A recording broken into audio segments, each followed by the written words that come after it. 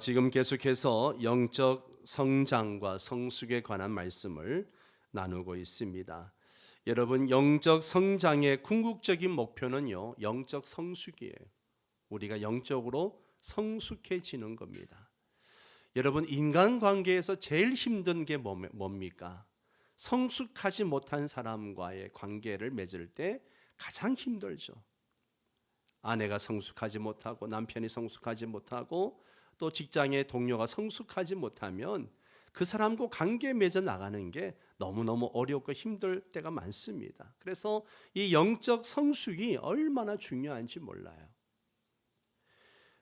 계속해서 영적 성장에 관한 말씀을 듣고 있는데요, 이러한 말씀들을 실천할 때에 우리는 영적 성숙에 이르게 됩니다. 하나님은 우리의 영적 성숙을 누구보다 기뻐하십니다. 우리는 영적 성숙을 통해서 하나님께 영광 돌리는 삶을 살며 진정한 그리스도인으로서 선한 영향력을 끼치는 삶을 살 수 있습니다. 여러분, 영적 성숙이라는 게 뭘까요? 영적 성숙이 뭡니까? 영적 성숙이란 성령의 관점으로 인생을 바라보며 살아가는 거예요. 성령의 관점으로 하나님의 뜻을 분별하며 살아가는 거죠. 그래서 하나님께 영광 돌리기 위해서 그분의 능력으로 자신의 책임을 최대화하는 모습, 이게 바로 영적 성숙의 모습입니다. 성도들의 영적 성숙의 목표는 이 에베소서 4장에 참 잘 정의되어져 있습니다. 바울은 모든 성도들이 성숙의 온전한 수준에 이르기를 기대하고 있습니다. 진리에 따른 성경적 사역이 이루어지고 하나님이 제시하신 대로 그리스도의 몸이 건강하게 세워지면 6가지 영적 성숙의 모습이 나타난다. 오늘 본문에 말씀하고 있어요. 그 영적 성숙의 첫 번째 모습이 뭐냐? 따라서 합니다. 믿음의 연합. 뭐라고요? 믿음의 연합입니다. 13절 말씀을 보세요. 우리가 다 하나님의 아들을 믿는 것과 아는 일에 어떻게 돼요? 하나가 돼요. 여기에서 믿는 것이란 뭐냐? 그리스도인들이 함께 공유하는 절대 타협할 수 없는 복음의 진리를 얘기하는 거예요. 우리는 그것을 믿고 있습니다. 이 구절을 문자적으로 번역하면 이렇게 번역할 수 있습니다. 우리가 다 믿음의 연합과 하나님의 아들을 아는 지식에 이르러. 영적 성숙의 첫 번째 모습은 믿음의 연합이에요. 아멘입니까? 바울의 에베소서 4장 5절에서 믿음도 하나요 라고 했습니다. 믿음도 하나요. 하나님의 아들인 예수를 믿는 그 믿음이 하나입니다. 예수 그리스도에 대해서 진실되게 믿는 공통적인 확신, 그게 바로 믿음이죠. 믿음이란 참된 그리스도인들이 공유하고 있는 본질적인 진리를 말하는 거예요. 참된 그리스도인이면 누구나 믿는 기독교 신앙의 기본 진리들이 있습니다. 이 기본 진리들은 복음을 기초로 한 그리스도인들이 함께 공유하고 타협할 수 없는 전통의 진리들을 얘기하는 거죠. 어떤 것들이 있습니까? 삼위일체 하나님, 그리스도의 신성과 인성, 예수님의 죽음과 부활, 그리고 성천과 다시 오실 재림, 믿음으로 말미암아 은혜로 얻는 구원과 같은 것들, 이것들이 바로 우리의 믿음의 진리들입니다. 교회는 이런 부분에 있어서 모든 성도가 함께 공유하고 함께 연합을 이루어 가야 합니다. 사랑하는 성도 여러분, 지금 기독교는, 한국교회는 거대한 폭풍 앞에 서 있습니다. 인본주의에 기반을 둔 반기독교 사상과 가치들이 우리의 다음 세대들과 우리 성도들을 공격하고 있습니다. 이러한 때에 우린 진리로 무장해서 영적 성장과 성숙을 이루어야 합니다. 그래야 믿음의 연합을 이룰 수가 있습니다. 혼자는 쉽게 무너지지만 우리가 믿음의 연합을 이루면 넉넉히 세상을 이겨나갈 수 있는 줄 믿습니다. 두 번째는 그리스도에 대한 확고한 지식을 갖는 거예요. 주님에 대한 확고한 지식. 13절 상반절 보십시오. 같이 읽습니다. 우리가 다 하나님의 아들을 믿는 것과 아는 일에 하나가 되어 우리가 교리적으로뿐만 아니라 인격적으로도 친밀하게 주님을 알아야 돼요. 믿음의 연합, 즉 교리적 연합을 이루기 위해서는 하나님의 아들을 아는 확고한 지식이 필요하는 겁니다. 여기에 아는 일이라고 하는 것은 하나님의 아들로서 알려진 그 내용들을 얘기하는 거예요. 바울은 죽음에서 부활하신 예수 그리스도, 하늘로 승천하신 그 예수 그리스도, 하나님의 오른편에 앉아 계셔서 지금도 우리와 함께 하시고 교회 머리가 되시며 우리의 주님이 되시는 그 주님에 대한 지식을 강조하고 있습니다. 주님에 대해서 알아야 된다는 거예요. 에베소서의 주요 주제는 예수 그리스도를 높이는 겁니다. 그분을 높이는 거예요. 성도는 예수님에 대해서 알 뿐만 아니라 예수님과 깊은 관계를 맺어야 됩니다. 교리적으로 뿐만 아니라 인격적으로도 친밀하게 주님을 알아야 됩니다. 이 본문은 예수 그리스도에 대한 하나의 적절하고 통합된 이해와 믿음의 핵심이 되는 요소들을 말씀하고 있습니다. 사랑하는 성도 여러분, 여러분은 주님에 대해서 얼마나 아십니까? 그리고 그 주님과 얼마나 깊은 관계를 맺고 살아가십니까? 신앙은 이 머리 지식이 가슴 지식이 되어야 되고 가슴 지식이 생활 지식이 되어야 합니다. 주님을 더 깊이 알아가고 체험하는 성도들이 되시기 바랍니다. 예배를 마친 성도들에게 조금 전에 들었던 말씀이 무슨 말씀입니까? 라고 물으면요, 95%가 잘 모르겠는데요, 금방 잊어버렸어요 라고 대답을 한다고 합니다. 여러분, 예배 마치고 나가는 성도 95%가 금방 다 잊어버렸다라고 이야기를 한다는 거예요. 금방 듣고 금방 잊어버렸다면 어떻게 그 말씀이 여러분의 삶의 등이요 길의 빛이 될 수 있겠습니까? 주님에 대해서 더 깊이 알아가고 주님과 더 깊은 관계를 맺고 살아가는 성도들이 되시기를 바랍니다.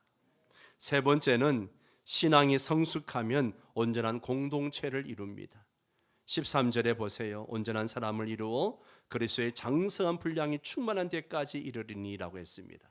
여기에 온전한 사람에서 사람은 신자들의 공동체, 교회를 의미합니다. 모든 성도들이 온전함에 이룰 때에 공동체가 온전함에 이룰 수 있습니다. 우리 개개인이 신앙의 성장과 성숙을 이루어야 명성교회 공동체가 온전한 그리스도의 장성한 분량에까지 이룰 수 있다는 겁니다.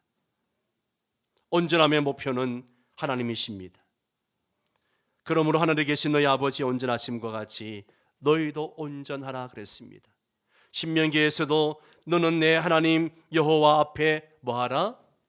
완전하라. 네. 바울은 하나님께서 우리를 택하사 우리를 사랑 안에서 그 앞에 거룩하고 흠이 없게 하시려고 라고 말했습니다. 바울은 또한 모든 성도가 성숙에 이르는 영적 성장의 길에 있어야 한다라고 골로새서 1장 28절에 말씀하고 있습니다. 우리를 향한 하나님의 가장 큰 바람은요, 우리가 예수 그리스도를 닮아가는 겁니다. 아멘.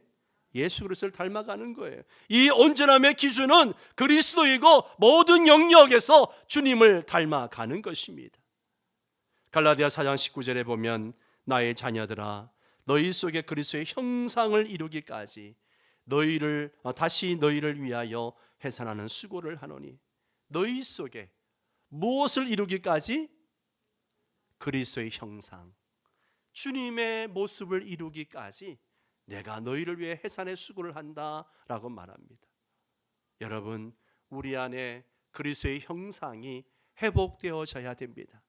하나님께서 아담과 하와를 창조하실 때에 그 안에 새겨내었던 하나님의 형상과 모양이 다시 우리 안에 그것이 회복되어져야 합니다. 언제 회복되어집니까? 주님을 닮아갈 때 회복되어집니다. 온전함을 위한 영적 성장은 성장에 필요한 모든 것을 그리스도로부터 얻습니다. 모든 면에서 그리스도와 같아지는 거죠. 같아지는 것이 점점 많아져서 충만해지는 겁니다. 신앙이 성숙하면 온전한 공동체를 이루게 됩니다. 네 번째는요, 건전한 교리 위에 든든히 섭니다. 14절 말씀을 함께 읽습니다. 이는 우리가 이제부터 어린아이가 되지 아니하여 사람의 속임수와 간사한 유혹에 빠져 온갖 교훈의 풍조에 밀려 요동하지 않게 하려 함이라. 아멘, 아멘. 여러분, 왜 우리가 건전한 교리 위에 든든히 서야 되느냐? 건전한 교리는 우리에게 신앙의 삶의 안정을 가져옵니다. 믿음의 연합과 그리스도 아는 지식으로 표출되어지는 영적 성숙은 교리적 안정 위에서 진행되어집니다. 하나님 말씀에 대한 탄탄한 지식은요, 교리적 안정으로 연결되어지는데 교리적 안정은 영적 성숙의 동력이 되는 거예요. 네. 성숙은 안정을 초래하고 미성숙은 불안정을 초래합니다. 여기에 어린아이는 13절에 온전한 사람과 대조를 이루고 있잖아요. 어린아이들은 순수하나 무지합니다. 생각의 폭이 좁고 감수성이 예민합니다. 그러다 보니까 쉽게 속고 넘어가고 흔들리고 그렇습니다. 어린아이와 같은 신앙의 미성숙한 사람들은 사람들의 속임수와 간사한 유혹에 빠지기 쉽습니다. 이런 자들은 거짓된 교리에 밀려 요동합니다. 성숙이 필요한 이유는요, 올바른 신앙 위에 굳건히 서서 어떠한 속임수와 유혹에도 흔들리지 않기 위해서입니다. 사탄은 거짓 교리를 통해서 2000년간 그동안 거짓 종교와 온갖 사이비 종교들을 만들어냈습니다. 사탄은 사람들을 삼키려고 광풍처럼 끊임없이 불어일고 있습니다. 이러한 때 우리는 진리의 말씀 위에, 건전한 교리 위에 굳게 서야 합니다. 여러분, 성도가 좋은 교회를 만나는 게 그래서 복입니다. 말씀을 통하여 건전한 교리가 선포되어지고 복음이 선포되어지는 그런 교회를 만나는 거 성도들의 복입니다. 우리가 여러 가지 시험에 흔들리고 거짓된 교리에 쉽게 흔들린 이유는요, 영적으로 어린아이와 같기 때문입니다. 신앙이 어린아이와 같습니다. 그래서 간사한 유혹과 사탄의 작은 시험에도 흔들리고 좌절하는 거예요. 여러분, 성숙이 필요한 이유는 올바른 신앙 위에 굳게 서서 어떠한 속임수와 유혹에도 흔들리지 않기 위해서입니다. 다섯 번째로 진실과 사랑의 균형을 이루어야 됩니다. 15절 말씀을 보세요. 오직 사랑 안에 참된 것을 하여 범사에 그에게까지 자랄지라. 그는 머리니 곧 그리스도라. 이 말씀은 영적 성숙이 단지 말에 머무는 것이 아니라 진실한 삶의 실천으로 확대됨을 보여줍니다. 영적 성숙은 우리의 말은 물론이거니와 우리의 생각, 행동 다 포함되어집니다. 다 포함되어져요. 우리는 성도의 교제를 통하여 서로 진리를 나누고요, 진리를 함께 붙잡고 사랑 안에서 서로 참된 것을 하면서 삶으로 고백하며 자라가는 거예요. 그게 구역 모임이고 그게 각 기관들 모임이 그렇게 성도들의 공동체 모임이 그렇게 이루어져야 합니다.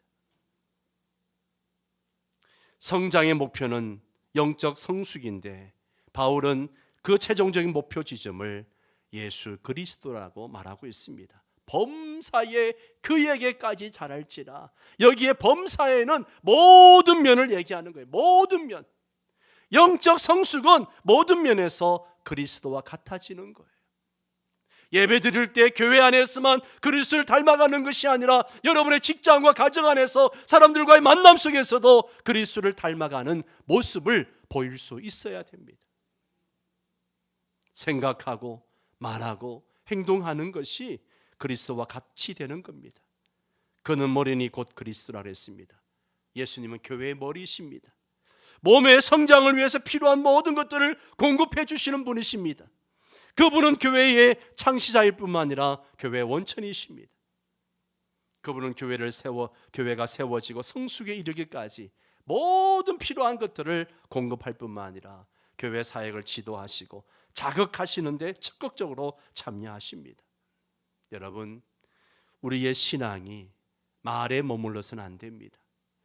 우리는 말을 너무 잘합니다. 제자 훈련을 하거나 성경 공부를 할 때 성도들이 말을 얼마나 잘하는지 몰라요. 우리는 말과 함께 진실한 삶의 실천으로 균형을 이루어 나가야 합니다. 여섯 번째로, 공동체 안에서 상호 성숙을 이룹니다. 영적 성숙의 모습은 공동체 구성원의 상호 성숙에서 발견되어지는 거죠. 16절 말씀을 함께 읽습니다. 그에게서 온 몸이 각 마디를 통하여 도움을 받음으로 연결되고 결합되어 각 지체의 분량대로 역사하여 그 몸을 자라게 하며 사랑 안에서 스스로 세우느니라. 네. 교회는 예수 그리스도를 머리로 한 지체들의 모임입니다. 아멘입니까? 지체들을 서로 연결하고 서로 섬기게 하는 공급의 궁극적 원천은 예수 그리스도에 있습니다. 온 몸이 각 마디를 연결시킵니다. 믿음의 공유를 통해 서로 결합합니다. 하나님께서 각 지체에게 능력을 부여하심으로 다른 사람을 섬기게 하십니다. 예.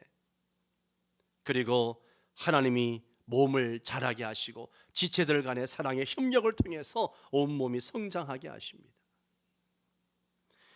에베소 4장 2절에 사랑 가운데 서로 용납하고 시작해가지고 사랑 안에서 스스로 세우느니라, 이렇게 에베소서 끝이 납니다. 사랑이 교회의 가장 중요한 덕목이라는 거예요. 그 교회가 건강한 교회냐 그렇지 않은 교회냐 무엇으로 알 수 있는가? 사랑이 있느냐 없느냐, 이것으로 알 수 있다는 거죠. 교회 안에 고립되어 있는 성도들이 있어서는 안 된다는 것을 보여줍니다. 바울은 몸의 균형 잡힌 성장, 지체 상호 간의 협력을 강조합니다. 인간의 몸이 건강하기 위해서는 모든 부분이 제 기능을 다하며 조화를 이루어야 하는 것처럼 그리스도의 몸인 교회도 건강하기 위해서는 각 지체가 공동체에 기여하고 협조하면서 머리이신 예수님께 순종해야 됩니다. 몸의 지체인 개개인이 성장하면 당연히 교회도 함께 성장합니다. 그러나 상호 간의 협력이 없고 다른 은사를 가진 지체들의 도움을 받지 않으면 건강하게 자랄 수 없습니다. 그래서 성도의 교제가 필요한 거예요. 그래서 구역 모임이 필요한 거예요. 여러분, 이런 구역 모두 모임이 있을 때 그냥 가지 마십시오. 그 구역에 들어가서 한번 성도들과 교제하고 서로 격려하고 도전받고 은혜 나누고, 그렇게 해야 우리의 신앙이 건강하게 자라갑니다. 홀로 신앙은 쉽게 무너져요. 쉽게 무너져요. 성장도 없고 발전도 없습니다. 사랑하는 성도 여러분, 함께 성장해 갑시다. 예수 그리스도의 장성한 분량에 이르기까지 성장해 가는데 서로 격려하고 이끌어주면서 도와주면서 그렇게 성장해 갈 때 우리 교회는 더욱 성숙한 공동체가 될 수 있습니다. 성숙한 공동체가 되면 성도들이 행복해집니다. 신앙생활에 기쁨이 넘쳐요. 교회 생활이 즐겁고 행복합니다. 힘들고 고달픈 세상에서 지친 영혼들이 교회 들어오면 평안과 안식과 힘을 얻고 돌아갑니다. 그렇기 때문에 우리는 함께 성장해